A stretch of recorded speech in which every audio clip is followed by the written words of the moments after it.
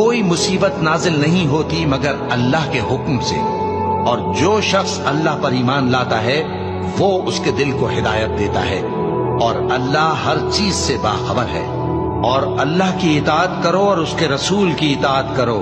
بس اگر تم منہ پھیر لوگے تو ہمارے پیغمبر کے ذمے تو صرف پیغام کا کھول کھول کر پہنچا دینا ہے۔ اللہ جو معبود برحق ہے،